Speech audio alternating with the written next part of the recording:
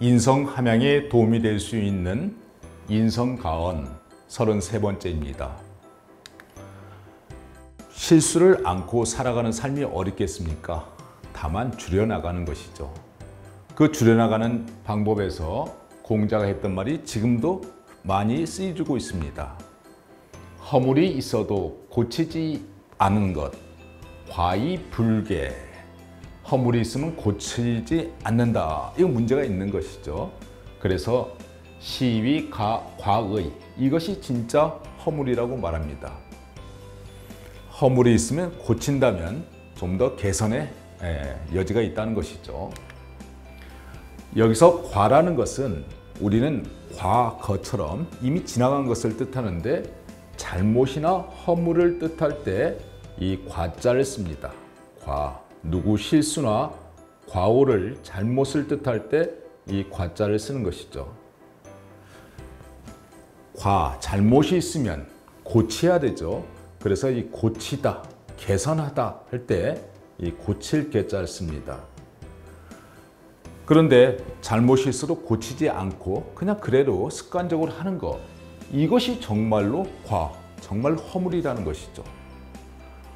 단순한 듯 하면서도 여러 가지 생각할 수 있는 구절입니다.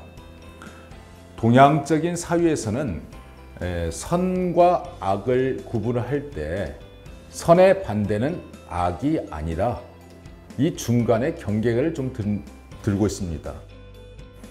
선하고 악의 경계가 저 멀리 떨어진 게 아니라 실수하고 과실, 우리는 과하고 실수하게 되잖아요.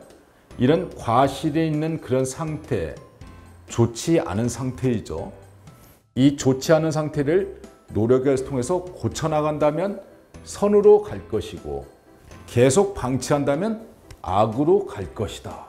그 중간에 실수나 과실이 있는 것이 되죠. 어떻게 해야 될까요? 공자가 말한 대로 고쳐야 되는 거죠. 허물이 있어도 고치지 않는 것, 이것이 정말 잘못이라는 것이죠. 그래서 과이불개, 시위 과의라는 말이 있습니다.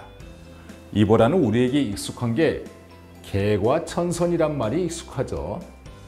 잘못을 고치고 그 다음이 중요합니다. 고쳐서 어디로 가는가?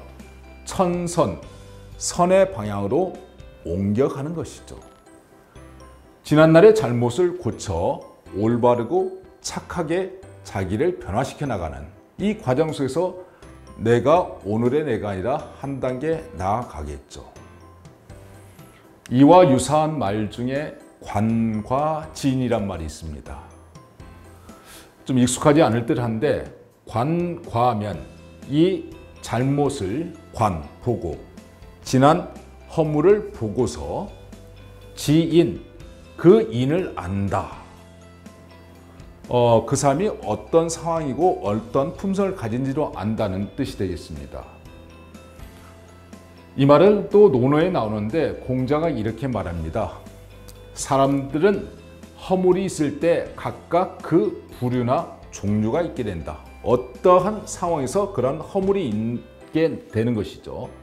그래서 관가에 그러한 상황의 허물을 관은 자세히 살펴보는 것입니다. 관가한다면 이에 그 사람이 어떤 경우에 그런 실수를 저질렀는지를 알 수 있다 말합니다. 그래서 지인, 그 사람의 어딘지 그렇지 않은지를 알 수 있는 방법이죠. 예를 들어서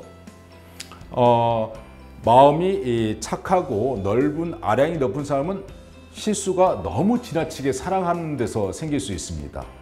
너무 많이 이해하고 포용하다 보니까 오히려 실수가 생기는 거죠. 어떤 경우는 정의로운 사람은 너무 인색 각박할 수가 있습니다. 원리 원칙대로 상황을 적응하다 보니까 그런 예외 없는 과정 속에서 그 실수가 나올 수도 있습니다. 그래서 어떤 상황인지를 자세히 살펴보고 그 상황에 따라서 그 사람을 이해하는 것이죠.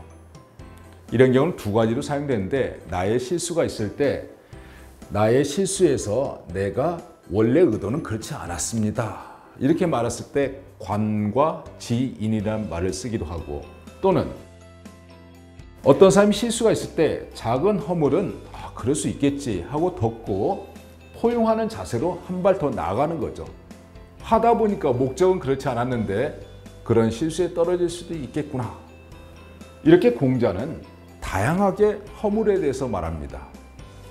문제는 이런 허물을 일단 고치려고 노력해야 되겠죠.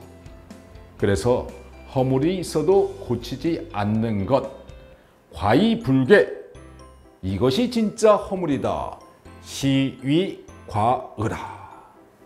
실수가 많은 현실에서 두려워 말고 그것을 고쳐나가는 용기 있는 자세가 필요할 것입니다. 감사합니다.